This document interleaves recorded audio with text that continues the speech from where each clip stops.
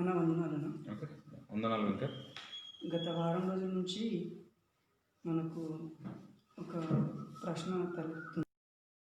అదేంటంటే నిర్గమకాండము 20వ అధ్యాయము ఓకే 8వ వచనం ప్రకారం విశ్రాంతి దినమును పరిశుద్ధంగా ఆచరించాలని తెలుస్తుంది. అవును. అదేవిధంగా మత్తయి సువార్త 28వ అధ్యాయము 1వ మాట ప్రకారం విశ్రాంతి దినము అనగా శనివారం అని తెలుస్తుంది. కానీ మనందరం ఆరాధిస్తున్నాము. మనమందరం ఆదివారం ఆరాధించడం కరెక్టేనా?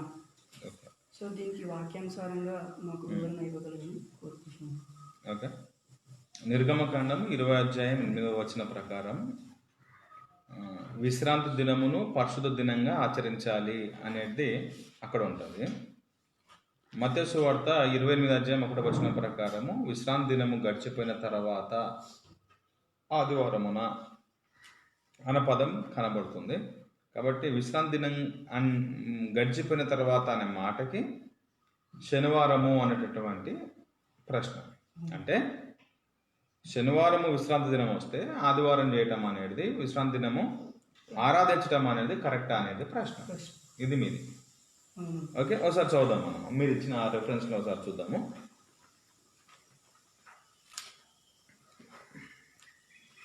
ఓకే, నిర్గమకాండము 20వ అధ్యాయము 8వ మాట చదువు. విశ్రాంతి దినమును పరిశుద్ధముగా ఆచరించాలి. విశ్రాంతి దినమును పరిశుద్ధముగా ఆచరించాలి అనేటటువంటి మాట. ఓకే, తర్వాత మీరు ఇంకో రెఫరెన్స్ ఇచ్చినారు. ఏంటిది? మత్తయి సువార్త 28:1 వచనంలో విశ్రాంతి దినము గడిచిపోయిన తర్వాత. ఓకే, అక్కడ నిర్గమకాండములో ఉన్నటువంటి వచనాన్ని తర్వాత మత్తయి సువార్తలో ఉన్నటువంటి వచనాన్ని రెండు కంపేర్ చేసి చూసినప్పుడు శనివారం వస్తుంది విశ్రాంతి దినము. ఓకే, కానీ ఆదివారం ఆరాధన చేస్తున్నారు. ఇది ఎంతవరకు కరెక్టు అనేది ప్రశ్న. ఓకేనా? నీకే వచ్చిందా, ఎవరైనా ఇచ్చినారా ఈ క్వశ్చన్? అంటే సంఘంలో కొంతమందికి తలెత్తడంతో సంప్రదించారు. ఓకే ఓకే, నిజంగానే దీనిపైన మనం ఆలోచన చేయాలి చాలా మట్టికి. ఎందుకనంటే దీనిపైన అసత్యమైనటువంటి బోధ కూడా ఒకటి జరుగుతుంది. ఏంటిదంటే శనివారమే ఆరాధన చేయాలి అనేటటువంటి ఒక రకమైనటువంటి బోధ. కాదు ఆదివారమే ఆరాధన చేయాలి అనేటటువంటి ఒక రకమైన బోధ. ఇట్లాంటిది తర్జన భర్జన అనేది ఒకటి జరుగుతూ ఉంది. కాబట్టి మంచి ప్రశ్నే. ఓకే, దీనిపైన మనము వాక్య ఆధారాలతోనే మనము చూసుకోవాల్సిన వారమైన. ఓకే, అయితే ఒక వర్గము శనివారమే ఆరాధించాలి అనేటటువంటి ఒక వర్గం అయితే ఆదివారమే ఆరాధించాలి అనేటటువంటి రెండు వర్గాలు ఉన్నాయి. అసలు ఈ విశ్రాంతి దినము జాగ్రత్తగా వినాలి. ఈ విశ్రాంతి దినము శనివారం పాటించాలి కానీ ఆదివారం పాటిస్తున్నారు ఎందుకు అనేటటువంటి ఈ క్వశ్చన్తో వేసుకొని మనం ముందుకెళ్తున్నాం. ఓకే, ఇందులో మనం 3 విషయాలు ఆలోచన చేయాలి. మీరు వేసినటువంటి ఈ ప్రశ్నలో 3 విషయాలు ఆలోచన చేయాలి. ఏంటిదంటే మొట్టమొదటిది మీరు రాసుకోవచ్చు. మొట్టమొదటిది ఏంటిదంటే విశ్రాంతి దినము ఎందుకు? ఓకే, విశ్రాంతి దినము ఎందుకు? తర్వాత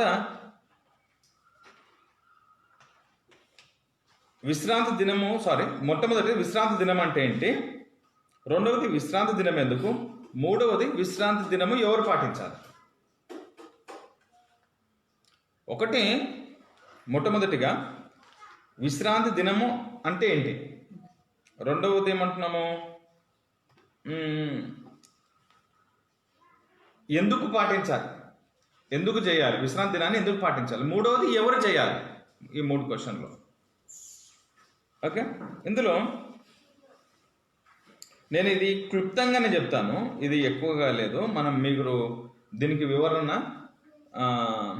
దేవుని పనిలోనే ఉంటేనే విశ్రాంతి అనేటటువంటి పాఠంలో కంప్లీట్ వివరణ ఇస్తాను. నేను అందులో చాలా వివరణ ఇస్తాను. దీన్ని బట్టి మీకు ఇది చెప్పేదాన్ని బట్టి కూడా అర్థమవుతుంది. ఓకే అండి, ఇది ఆజ్ఞలలో ఒకటి ఉంది, పదాజ్ఞలలో ఒకటి మనకు కనబడుతుంది. ఇది మనం ఇందాక చదివినదే పదాజ్ఞలలో ఒకటి కనబడుతుంది. అయితే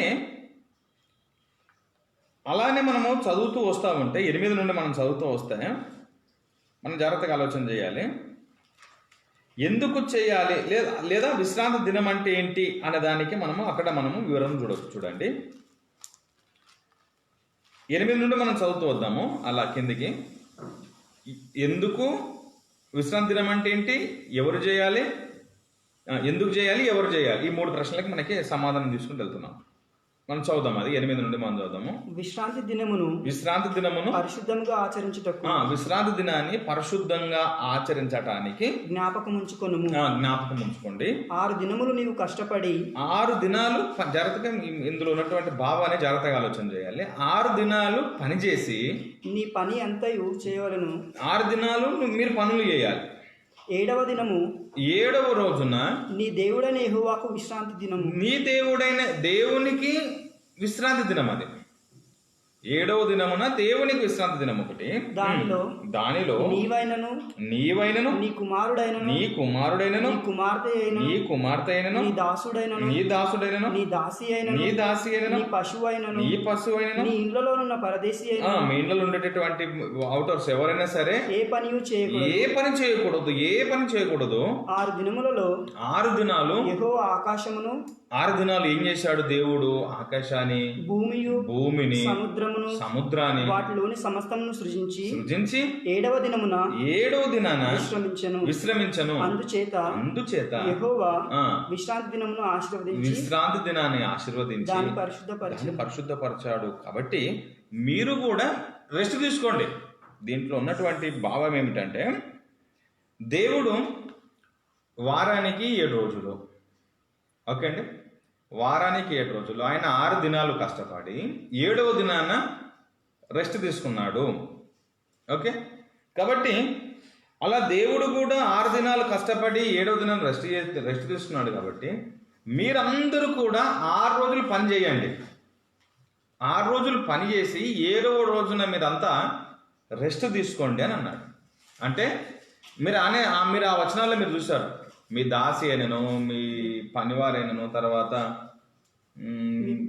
మీ పశువులైనను, పరదేశులైనను ఎవరు పని చేయకుండా రెస్ట్ తీసుకోవాలి. ఎందుకు? దేవుడు 6 దినాలు పని చేసి 7వ రోజున విశ్రాంతి తీసుకున్నాడు. కాబట్టి మీరును అలా చేయాలి అన్నాడు. విశ్రాంతి అనే మాటకి అర్థం ఏంటి? ఏ పని చేయకూడదు, రెస్ట్ తీసుకోమంటున్నాడు ఆయన. దాంట్లో పెద్దగా ఏదో గూఢార్థం, ఏదో మర్మం ఏదో ఉందని కాదు. ఆయన 7వ రోజున రెస్ట్ తీసుకున్నాడు, మీరును 7వ రోజున విశ్రాంతి తీసుకోండి. విశ్రాంతి తీసుకోవటం అనే మాటకు అర్థం ఏంటి? ఏం పని చేయకుండా ఉండటం అని అర్థం. ఈ విశ్రాంతిని ఎవ్వరు పని చేయకూడదు, ఎవ్వరు ఏ పని కూడా చేయకూడదు అన్నాడు. అంతేకాదు, అయితే ద్వితీయోపదేశకాండము 5వ అధ్యాయము 12 నుండి మనం 15 మాటలు మనం ఆలోచన చేస్తే అక్కడ కూడా మనకు ఒక పాయింట్, మనకి ఒక విషయం మనకి అక్కడ కూడా తెలుస్తుంది. చూడండి, ద్వితీయోపదేశకాండము 5వ అధ్యాయము 12 నుండి మనం 15 మాటలు ఆలోచన చేస్తే, నీ దేవుడైన యెహోవా నీకు ఆజ్ఞాపించినట్లు, నీ దేవుడైన యెహోవా నీకు ఆజ్ఞాపిస్తున్నట్లు, ఎవరికి అనంటే ఇశ్రాయేలుకు ఆజ్ఞాపిస్తున్నట్లు విశ్రాంతి దినాన్ని పరిశుద్ధంగా ఆచరణ చేయాలి. 6 దినములు నీవు కష్టపడి, 6 దినాలు ఇశ్రాయేలు చెప్తున్నాడు, 6 దినాలు మీరు కష్టపడండి, నీ పని అంతయు చేయవలెను. నీ పని 6 రోజులు చేయాలి. 7వ దినమున నీ దేవుడైన యెహోవాకు విశ్రాంతి, అది దేవునికి విశ్రాంతి దినం. కాబట్టి దానిలో నీవైనను నీ కుమారుడైనను నీ కుమార్తె అయినను నీ దాసుడైనను నీ దాసి నీ ఎద్దైనను నీ గాడిదైనను నీ పశువులలో ఏదైనను నీ ఇండ్లలో ఉన్న పరదేశి అయినను ఏ పని చేయకూడదు. ఎందుకంటే ఏ పని చేయకూడదు, జాగ్రత్తగా వినాలి. అక్కడ అంటున్నాడు, మీరు ఏ పని చేయకూడదు అని చెప్తూ ఎందుకంటే అన్నాడు. ఎందుకు పని చేయకూడదు? ఎందుకంటే నీ వలె నీ దాసుడును నీ దాసియును విశ్రమింపవలెను.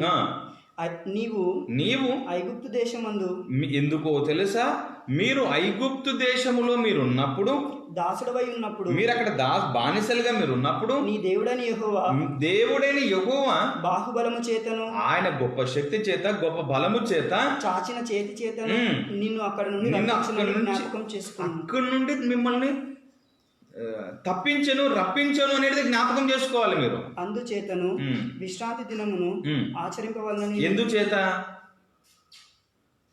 ఆయన ఇచ్చాడు కదా. ఎందుచేత? ఆయన బాహుబలం చేత మిమ్మల్ని ఐగుప్తు నుంచి మిమ్మల్ని తీసుకొని వచ్చాడు కాబట్టి అందుచేత మీరు రెస్ట్ తీసుకోండి, ఆయనని జ్ఞాపకం చేసుకోండి. విశ్రాంతి దినం ఆచరింపవలనని నీ దేవుడైన యెహోవా నీకు ఆజ్ఞాపించాడు. అవును, అక్కడ పాయింట్ అర్థమైందా అక్కడ? ఏమంటున్నాడు?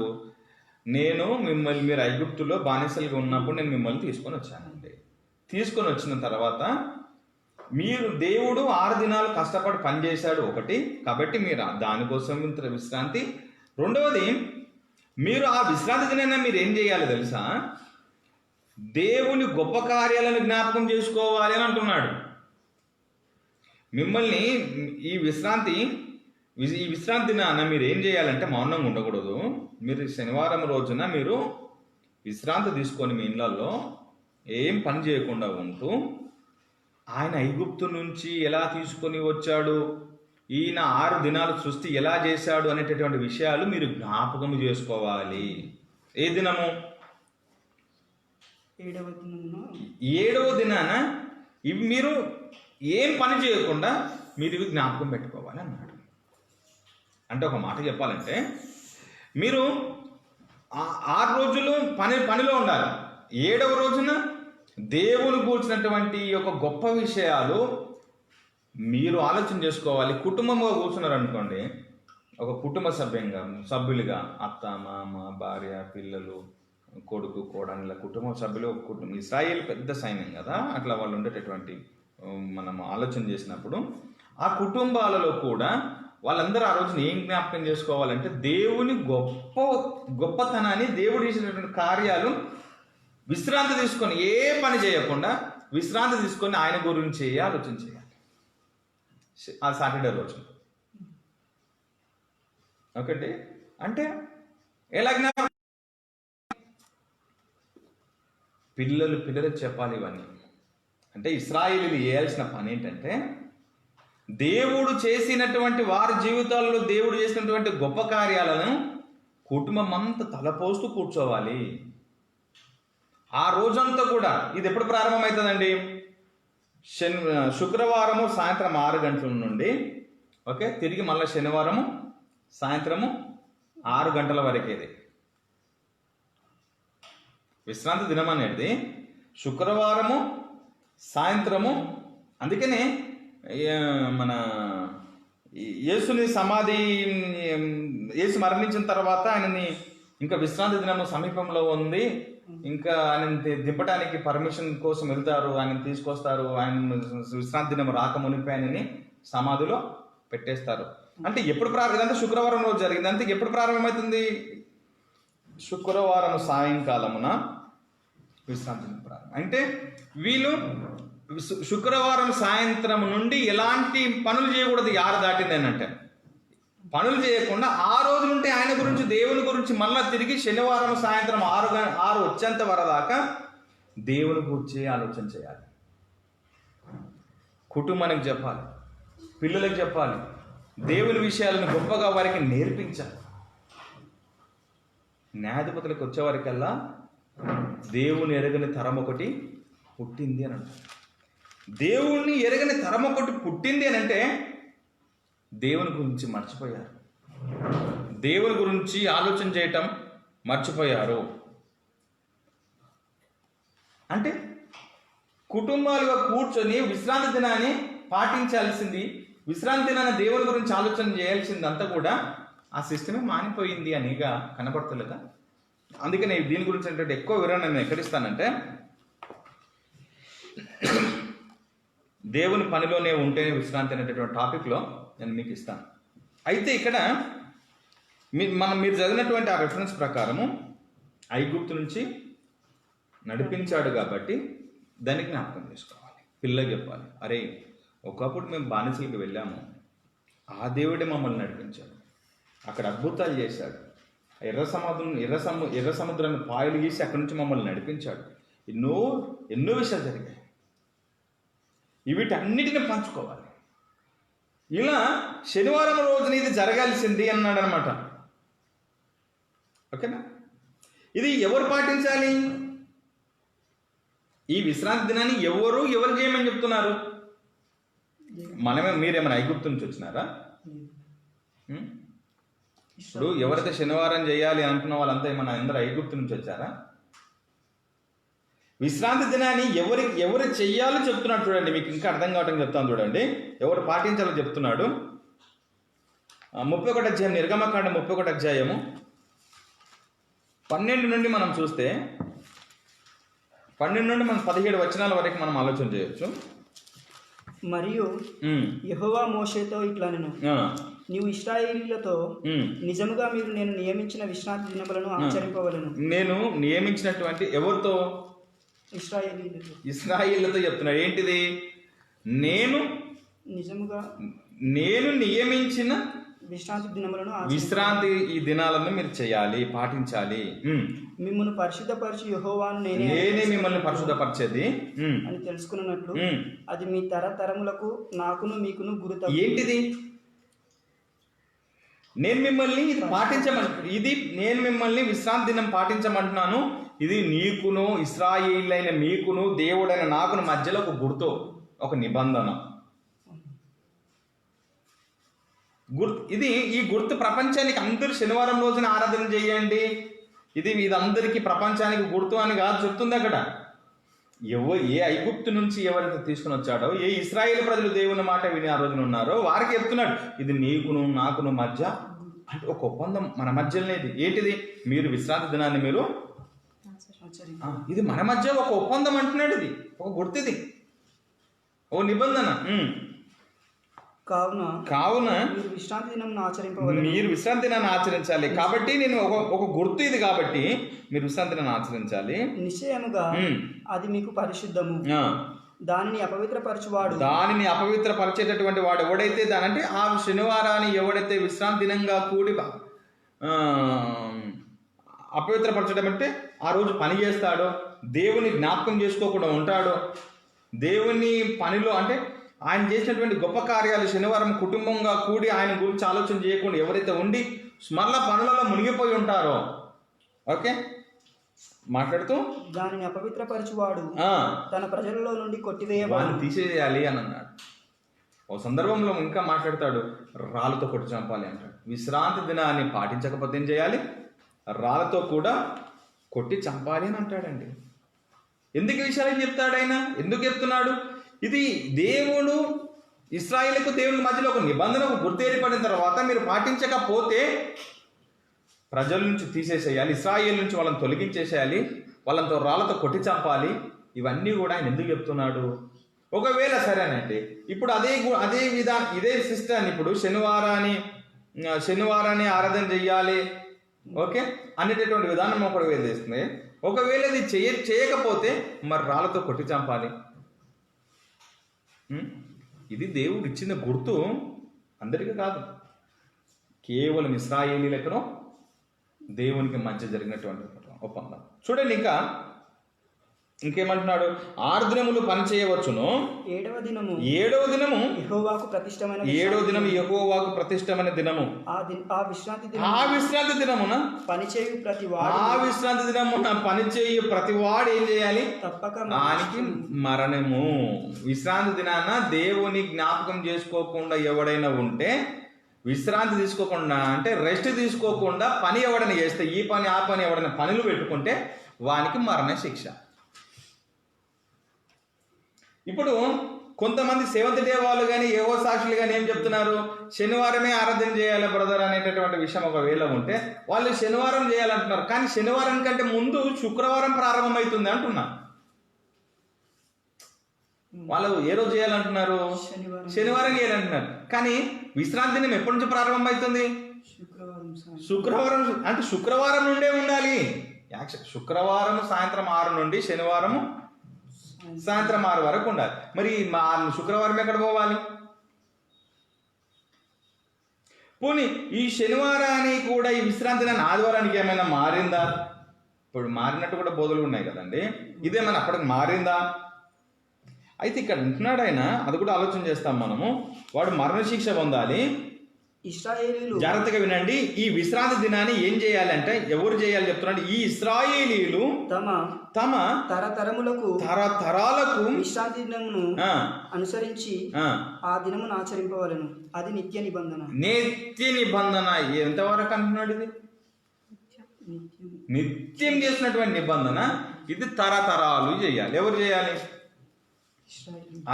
ఆయన పైన చెప్పాడు, ఇశ్రాయేలీలు తమ తరములకు విశ్రాంతి దినమును అనుసరించి ఆ దినము ఆచరింపవలను. అది నిత్య నిబంధన. నాకు ఇశ్రాయేలుకి అది ఎల్లప్పుడూ గుర్తయి ఉండును. ఇప్పుడు చెప్పండి, ఇశ్రాయేలీలు ఎవరు? మన ఇండియన్సా? ఇశ్రాయేలు ఊళ్ళో ఉన్నటువంటి ఆ దేశాన్ని తప్పించి మిగతా వాళ్ళంతా ఇశ్రాయేలుల, యూదుల. ఎవరికి చెప్తున్నాడు? ఏ ప్రజలనైతే ఐగుప్తు నుంచి తీసుకొని వచ్చాడో వారికి చెప్తున్నాడు, మీరు తరతరాలంతా కూడా విశ్రాంతి దినాన్ని మీరు పాటించాలి. ఇది లాస్ట్, ఇది తీసేస్తాడు ఒక సందర్భం. నేను అందుకనే మీకు ఇంకో సందర్భం వచ్చాను, కంప్లీట్గా పాఠంలో మీరు వినండి. ఇది తీసేస్తాడు. ఏం జరుగుతుందో తర్వాత చెప్తాను నేను. ఇది మీకును మాకును మధ్యన ఉన్నటువంటిది ఒక నిబంధన కూడా. అంటే ఇప్పుడు ఇది ఎవరికి విశ్రాంతి దినం? శనివారం ఎవరికి విశ్రాంతి దినము అని అంటే ఇశ్రాయేలీలకి. ఓకే, అసలు విశ్రాంతి దినం అంటే ఏంటిది అంటే ఏ పని చేయకుండా రెస్ట్ తీసుకోవటం. రెస్ట్ తీసుకొని ఏం చేయాలి? రెస్ట్ తీసుకొని ఏం చేయమన్నాడు? దేవుని కోసం దేవుని కనపరుస్తారు. దేవుని పనిలో ఉండాలి. అంటే ఆ రోజు దేవుని గురించే ఆలోచన చేయాలి అన్నాడు. ఓకే, మరి ఎందుకు చేయాలి? దీని అర్థం ఎందుకు చేయాలి అన్న దానికి ఐగుప్తు నుంచి తీసుకొని వచ్చాడు. ఓకే, తర్వాత దేవుడు సృష్టి చేశాడు. దీని అంతా కూడా జ్ఞాపకం చేసుకోవాలని దేవుడు విశ్రమించాడు కాబట్టి మీరు కూడా రెస్ట్ తీసుకోండి. ఓకే, దేవుడు చెప్పాడు కాబట్టి, దేవుడు వారిని నడిపించాడు కాబట్టి దేవుని జ్ఞాపకం చేసుకోవటానికి. ఓకే, ఎందుకు చేయాలంటే దేవుని జ్ఞాపకం చేసుకోవటానికి విశ్రాంతి దినాన్ని పాటించాలి. ఓకే, ఇది ఇప్పుడు పాటించాలా ఇది లేదా అనేది తర్వాత విషయంలో మాట్లాడదాం. ఎందుకంటే మీ ప్రశ్న ఏంటిదంటే ఈ విశ్రాంతి దినాన్ని మనం పాటించకుండా ఆదివారం ఆరాధన చేయటం ఇది ఎంతవరకు అనే దాని మీద మాట్లాడుతున్నారు. ఓకే, అంటే శనివారం చేయాల్సింది కదా, శనివారం చేయాలి కదా, మనం కూడా ఆదివారం ఎందుకు చేస్తున్నాము అనేది దీని గురించి ఆలోచన చేస్తున్నాం. అంతే కదా? అసలు ఈ ఆదివారానికి ఈ శనివారానికి సంబంధమే లేదు. మీరు ఫస్ట్ ఆఫ్ ఆల్ మీరు గుర్తుంచుకోవాల్సింది, చాలామంది క్రైస్తవులు బోధ ఏంటంటే ఈ యొక్క శనివారాన్ని దేవుడు ఆదివారానికి మార్చేసేసాడు. అర్థమవుతుంది కదండి? ఈ శనివారము జరుగుతున్నటువంటి ఈ బోధ ఆదివారానికి దేవుడు మార్చేశాడు అనేటటువంటి బోధలు తెచ్చారు. ఎక్కడున్నాయి? ఈ శనివారానికి విశ్రాంతి దినానికి ఆదివారం జరుగుతున్న ఆరాధనకి ఏం సంబంధమే లేదు.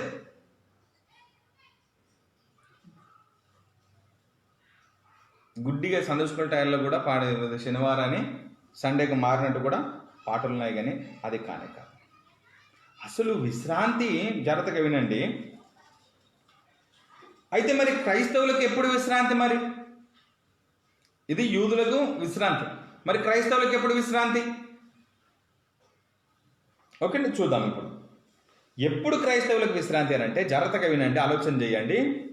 భూమి మీదకి వచ్చిన మనము ఒక క్రీస్తును అంగీకరించి బాప్తిజం తీసుకొని క్రీస్తుని అంగీకరించి ఆయన పనిలో ఉంటూ ఎప్పుడైతే మరణిస్తావో ఆ మరణించిన దినము నుండే నీకు విశ్రాంతి. జాగ్రత్తగా నేను చెప్పినటువంటి విషయం మరొకసారి ఆలోచన చేయండి. ఏ రోజైతే మనం భూమి మీదకి వచ్చి దేవుని కోసం బ్రతుకుతూ నిలబడుతూ ఆయన కోసం కష్టపడుతూ పనిచేస్తూ ఉన్నామో తర్వాత మరణం తర్వాత పని లేదు, విశ్రాంతి ఉంది. మరణం తర్వాత పని లేదు. చూడండి, హెబ్రీయులకు రాసినటువంటి పత్రిక 4వ అధ్యాయము మనం 1 నుండి మనం 11 వచనాలుగా మనం ఆలోచన చేస్తే, హెబ్రీయులకు రాసినటువంటి పత్రిక 4వ అధ్యాయము చదువుదాం. ఆయన యొక్క విశ్రాంతిలో దేవుని యొక్క విశ్రాంతిలో ప్రవేశించుదు మనం వాగ్దానం నిలుచుండగా మీలో ఎవడైనను ఒకవేళ ఆ వాగ్దానం పౌలు గారు రాస్తున్నారు, ఆ వాగ్దానాన్ని పొందకుండా తప్పిపోవునేమో అని భయం కలిగి ఉందము. వారికి ప్రకటింపబడినట్లు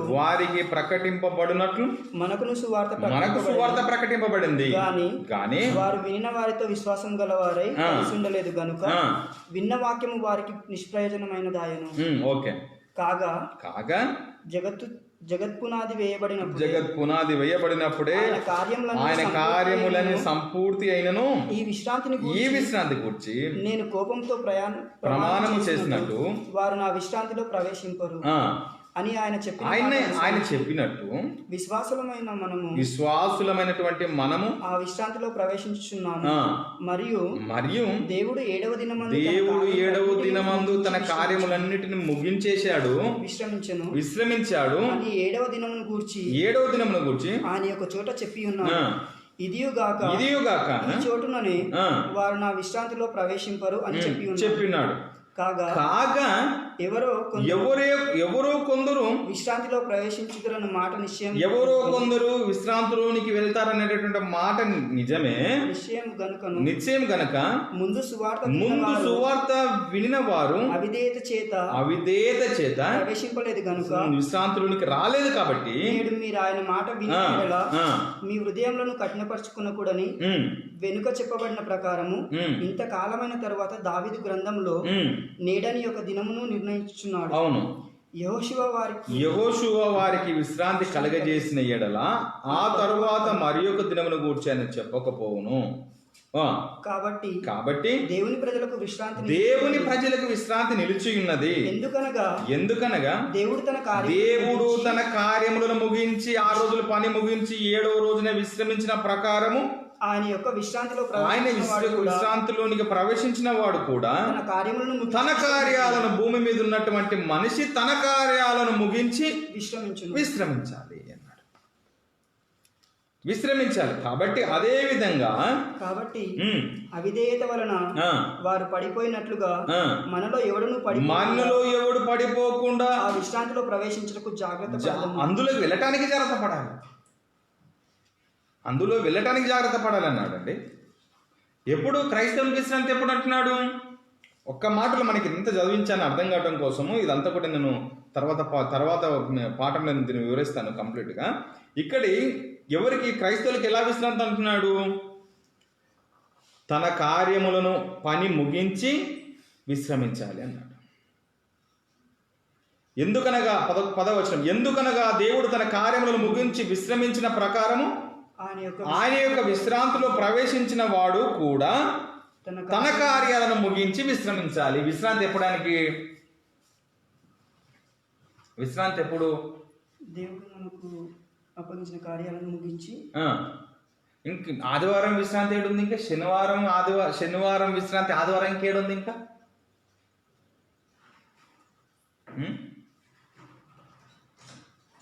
తన లైఫ్ ఎప్పుడైతే ముగుస్తుందో ముగిస్తేనే విశ్రాంతి అన్నాడండి. ముగిస్తేనే విశ్రాంతి. చూడండి ప్రకటన గ్రంథం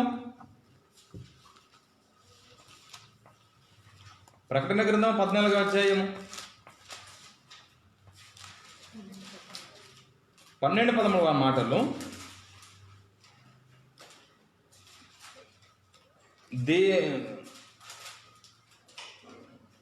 దేవుని ఆజ్ఞలను యేసును గూర్చిన విశ్వాసమును గైకొనుచున్న పరిశుద్ధుల ఓర్పు ఇందులో కనబడుచున్నది. ఇప్పటి నుండి ప్రభునందు మృతి నొందిన మృతులు ధన్యులు.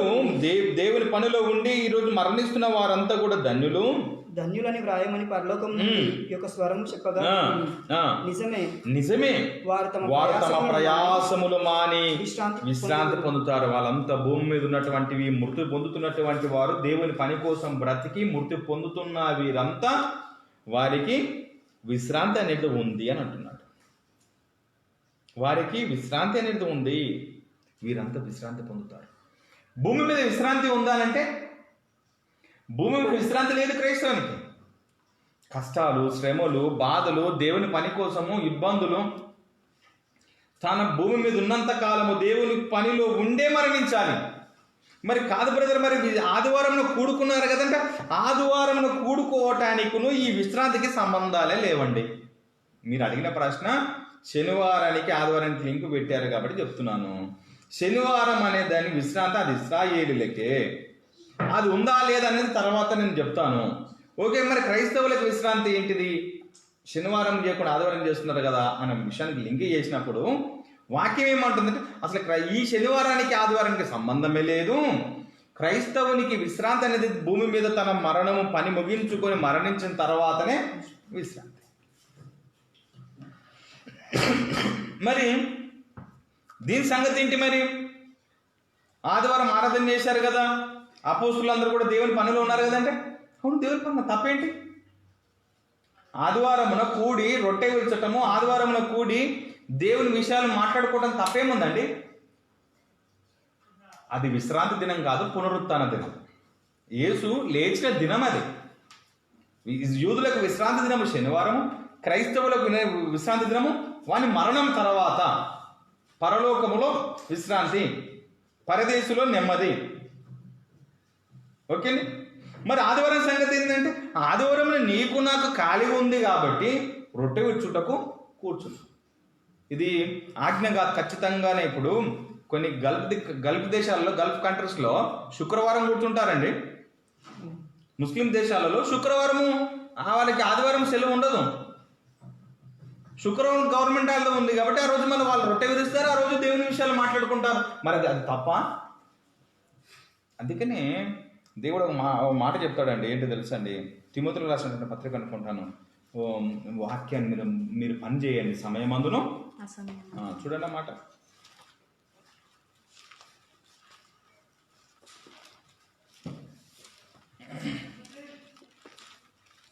ఓకే, మొదటి 2వ తిమోతిలో రాసినటువంటి పత్రిక 4వ అధ్యాయము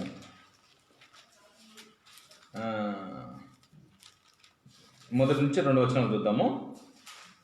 దేవుని ఎదుటను సజీవులకును మృతులకును తీర్పు తీర్చి యేసుక్రీస్తు ఎదుటను ఆయన ప్రత్యక్షత తోడు ఆయన రాజ్యము తోడు నేను ఆనబెట్టి ఏం చెప్తున్నానంటే మీరంతా వాక్యాలను ప్రకటించాలి, సమయమందును అసమయమందును ప్రయాసపడాలి అన్నాడు.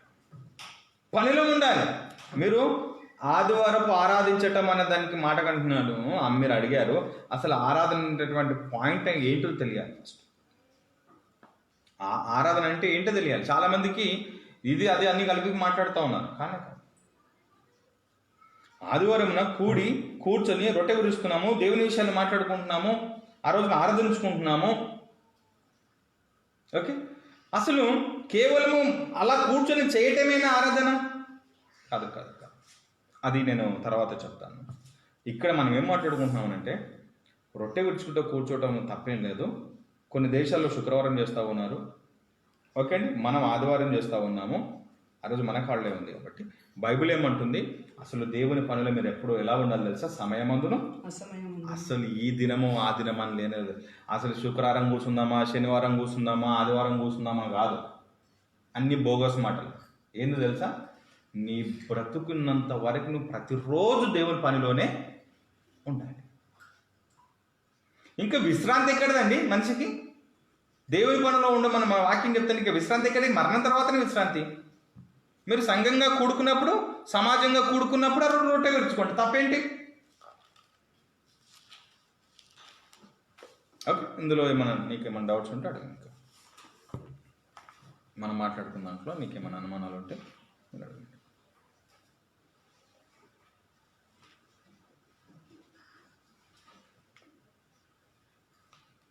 అంటే కొత్త నిబంధనకు వచ్చేసరికి మనకు ఇంకా ఈ రోజు అని ప్రత్యేకంగా అట్లా అని ఏం చెప్పలేదు కదా? చెప్పలేదు. ఎప్పుడు ఎల్లప్పుడు మనము దేవుని పనిలోనే ఉండాలి. విశ్రాంతి అనేది లేదు. ఒక మనిషి చనిపోయాకనే విశ్రాంతి. అవును, క్రైస్తవునికి మరణం తర్వాతనే, అది కూడా వాడు నమ్మకంగా దేవుని పనులుండి మరణిస్తేనే విశ్రాంతి. తర్వాత అల్లటప్పగా బ్రతికి అంత ఇంత భక్తి చేస్తే అక్కడ కూడా విశ్రాంతి ఉండదు. మళ్ళీ ఆత్మ ఒక్కసారి శరీరాన్ని వదిలిన తర్వాత అక్కడ కూడా మళ్ళీ విశ్రాంతి ఉండదు. అంటే ఇప్పుడు మనం పెట్టిన ఆదివారం కూడుకుంటున్నది కూడా మనం మనుషులు పెట్టుకున్నాయి అంటారా? అవును, అప్పట్లో అపొస్తలులు కూడా కూర్చున్నారు, రొట్టె విడుచుకున్నారు. అది ఆజ్ఞ కాదు అంటున్నారు. మీరు ఆదివారమనే కూర్చోవాలి. ఆయన ఒక కమెంట్ చేశారండి, మీరు సర్వలోకానికి వెళ్ళి సర్వసృష్టికి ప్రకటించండి, వెళ్ళండి అని చెప్పడం ఆజ్ఞ.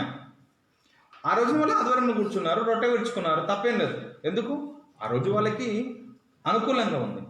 క్రీస్తుకు లేచినటువంటి పునరుత్థానం దినంగా అందులో కూడా కూర్చున్నారు, రొట్టె విడుచుకున్నారు, తప్పేం లేదు.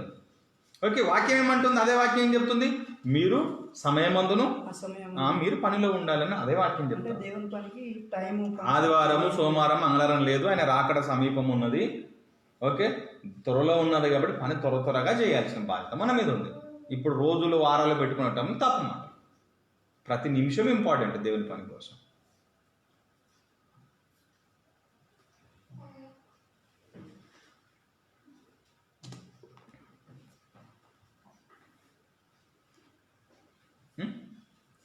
థ్యాంక్ యూ అన్న, మీ యొక్క చాలా చక్కని వివరణ మాకు ఇచ్చినందుకు. ఇంకా సంఘంలో కొంతమంది ఇది రేజ్ చేయడం వల్ల నేను అడిగాను, కొంచెం కన్ఫ్యూజన్లో కూడా ఉన్నారు. ఆదివారము అని, ఇంకా శనివారం అని కూడా. మన సంఘంలో ఈ డౌట్స్ ఉన్న వాళ్ళు ఉన్నారా? నాకు బయట నుంచి కూడా అడిగారు బ్రదర్స్ అండ్ సిస్టర్స్. శనివారం వస్తుంది కదా, మనం ఆదివారం ఎందుకు కూడుకుంటున్నాం? ఆ శనివారానికి ఆదివారానికి రెండింటికి ఎక్కువ ప్రియారిటీ ఇస్తున్నారు అనమాట. సో ఈ వివరణ వల్ల మాకు అంటే ముఖ్యంగా ఈ వచనం వలన సమయం పౌలు గారు తిమోతి రాసిన పత్రికలో 4వ అధ్యాయం 1వ మాట 2వ మాటలో సమయమందును అసమయమందును వాక్యం ప్రకటించుము. దీనివల్ల మాకు అంటే ఇంకా వాక్యం ఎప్పుడైనా నేర్చుకోవచ్చు, ప్రకటించవచ్చు. పనిలోనే ఉండాలి, సమయంలో ఏం లేదు. ఇంకా అంటుంటారు కదా, నీకు ఇప్పుడు టైం నీకు ఇప్పుడు చెప్తావా, నీకేం పని బాట లేదా, నీకేం టైం లేదా అంటారు కదా. టైం లేదని చెప్పారు. ఆయన రాకడ సమీపం ముందండి, టైం లేదు కాబట్టి చెప్తున్నామని చెప్పారు. టైం ఉంటే మెల్లగా పడుకొని లేచి ఎప్పుడన్నా చెప్పచ్చు. టైం లేదు, వాళ్ళు అడుగుతారు టైం లేదంటే లేదు, చెప్తున్నాం మనకి. థ్యాంక్ యూ అన్న, ఈ యొక్క వివరణ వందనాలు. ఓకే అండి.